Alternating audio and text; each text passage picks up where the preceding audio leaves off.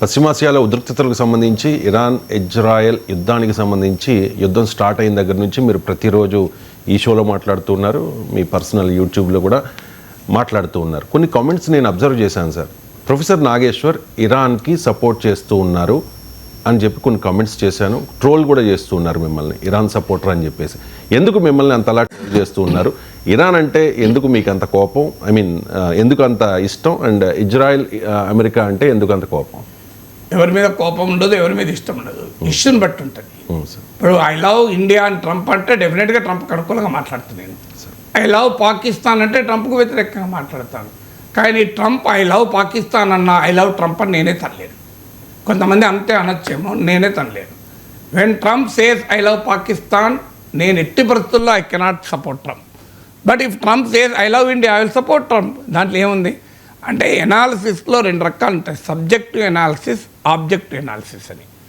Subjective analysis చేసే వాళ్ళు ఏం చేస్తారంటే వారికి ఇజ్రాయెల్ అంటే నచ్చదు, ఇరాన్ అంటే నచ్చదు, జగన్ అంటే నచ్చదు, చంద్రబాబు అంటే నచ్చదు.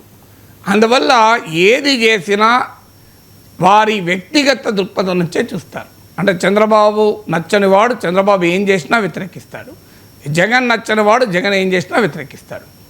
సో ఈ ఇజ్రాయిల్, ఇరాన్, జగన్, చంద్రబాబు అంటే లోకల్ నుంచి ఇంటర్నేషనల్ చెప్పాను.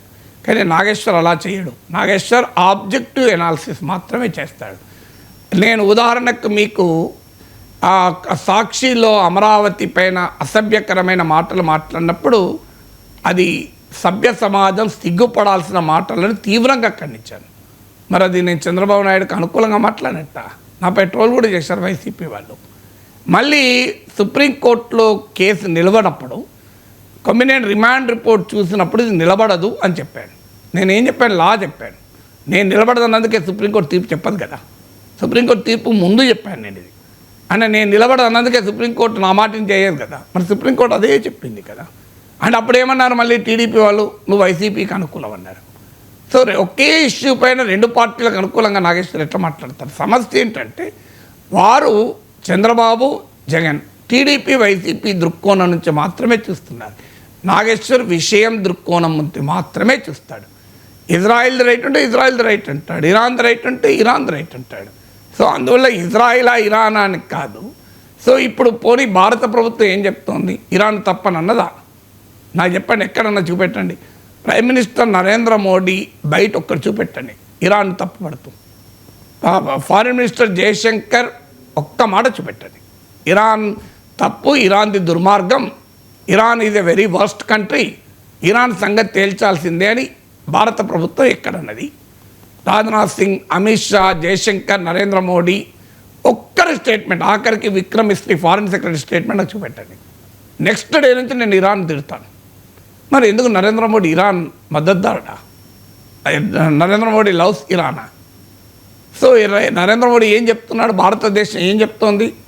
ఈ రెండు దేశాల మధ్య యుద్ధం మంచిది కాదని చెప్తున్నాను. నేను అది చెప్పాను. ఇంతకన్నా ఎక్కువ ఏం చెప్పాను? ఇప్పుడు పోనీయండి, ఎక్కడన్నా భారత ప్రభుత్వం కనుక ఇరాన్దే తప్పు అని తేల్చిందా? భారత ప్రభుత్వమే తేల్చలేదు కదా. భారత ప్రభుత్వం ఎక్కడా మాట్లాడలేదు కదా.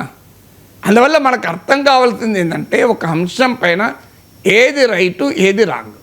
ఇప్పుడు ఉదాహరణకు ఇరాన్ దగ్గర అణుబాంబు ఉంది కనుక, మేము అణుబాంబు తయారీకి దగ్గరగా ఉంది కనుక దాడి చేస్తున్నామని అమెరికా, ఇజ్రాయెల్ అంటోంది. Director national intelligence of United states of America, Donald Trump ప్రభుత్వంలో డైరెక్టర్ నేషనల్ ఇంటెలిజెన్స్ తులసి గబాడ్ అంటోంది లేదు అని. మరి అప్పుడు తులసి గబాడ్ కూడా ఇరాన్కి అనుకూలమా? అంటే అమెరికా అధ్యక్షుడు ట్రంప్ ప్రభుత్వంలో నిఘా ఇంటెలిజెన్స్ విభాగం నాయకత్వం వహిస్తున్న అమెరికా ప్రభుత్వ అధికారి ఈషీ ప్రో ఇరాన్, నాకు చెప్పండి. మరి ఆ తులసి గబాడే చెప్తున్నప్పుడు నేను కాదు లేదు ఇరాన్ అణుబాంబు తయారు చేసింది, అది చాలా ప్రమాదం అని ఏం చెప్పాలా? అమెరికానే అంటుంది కదా ఇరాన్ దగ్గర అణుబాంబు లేదు, ఆలోచన లేదని. మరి నేను ఎట్లా రైట్ అనాలి దాన్ని? అంటే అమెరికా డైరెక్టర్ ఆఫ్ ఇంటెలిజెన్స్ కన్నా ఎక్కువ నాకు ఇన్ఫర్మేషన్ ఉంటుందా? అంటే ఎందుకు భారతదేశంలో ఉన్న డొమెస్టిక్ పొలిటికల్ ఇంట్రెస్ట్తో మాట్లాడుతున్నారు? అంటే ఇరాన్ ఒక ముస్లిం దేశం కనుక యాంటీ ముస్లిం పాలిటిక్స్ నడిపే వారు ఇక్కడ కావాలని యాంటీ ఇరాన్ పాలిటిక్స్ నడుపుతున్నారు. వాళ్ళకి అర్థం కావాల్సింది అంటే ఇప్పుడు ట్రంప్ ఐ లవ్ పాకిస్తాన్ చూసేనా అర్థం కావాలి.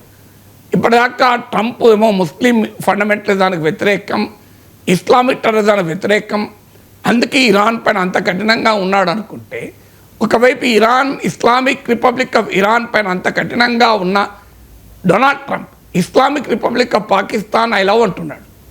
మరి నిజంగానే ట్రంప్ది యాంటీ ముస్లిమా అంటే వీరికి అర్థం కావాల్సింది ఏంటంటే దేశ రాజకీయాల కొరకు అంతర్జాతీయ పరిణామాలు విశ్లేషించకూడదు. ఆ మాటకొస్తే నరేంద్ర మోడీ సౌదీ అరేబియాతో ఎందుకు ఫ్రెండ్షిప్ చేస్తున్నాడు, ఎందుకు యునైటెడ్ అరబ్ ఎమిరేట్స్తో ఫ్రెండ్షిప్ చేస్తున్నాడు? ఇరాన్లో ఉన్నది ఇస్లామిక్ ప్రభుత్వం, సౌదీ అరేబియాలో ఉన్న సెక్యులర్ ప్రభుత్వమా? ఇరాన్లో ఉన్నది నిరంకుశ ప్రభుత్వం, సౌదీ అరేబియా దగ్గర ఉన్నది ప్రజాస్వామిక ప్రభుత్వమా? సౌదీ అరేబియా వల్ల ప్రపంచానికి ప్రమాదం లేదా? ఒసామా బిన్ లాడెన్ ఎక్కడ వాడు? సౌదీ అరేబియన్ కదా వాడు. అసలు సౌదీ అరేబియా ప్రబోధించేటువంటి ఇస్లామిక్ వాదమే కదా ప్రపంచంలో ఐసిస్ కానీ అల్ఖైదా కానీ సిద్ధాంతం. ఇరాన్ది కాదు కదా. మొత్తం మీకు వరల్డ్లో ఇవాళ ఉన్నదల్లా సౌదీ అరేబియా రిప్రజెంట్ చేసే ఇస్లామిక్ తీవ్రవాదం. Iran Shia country, Saudi is a Sunni nation. మీరు ఐసిస్ చూడండి, తాలిబాన్ చూడండి, మీరు అల్ఖైదా చూడండి, ఇదంతా సౌదీ అరేబియా ప్రబోధించే ఇస్లాం. ఇరాన్ ప్రబోధించే ఇస్లామే కాదు. మరి అందువల్ల ఇక్కడ ఇరాన్కు మద్దతు ఇంకో దేశానికి మద్దతు కాదు. ప్రపంచానికి ఏది మంచిది, ఏది చెడ్డది, భారతదేశానికి ఏది మంచిది, ఏది చెడ్డది, ఏది సత్యము, ఏది అసత్యం అనే ఆధారంగానే మాట్లాడతాం. కొంతమందికి ఆ ఆబ్జెక్టివ్ ఎనాలిసిస్ లేక తాము సబ్జెక్టివ్గా ఉండి, తాము బయాస్డ్గా ఉండి ఇతరుల విశ్లేషణలను అంచనా వేస్తే ఇలాగే ఉంటుంది. దాని గురించి నేను చేయగలిగింది ఏముంది?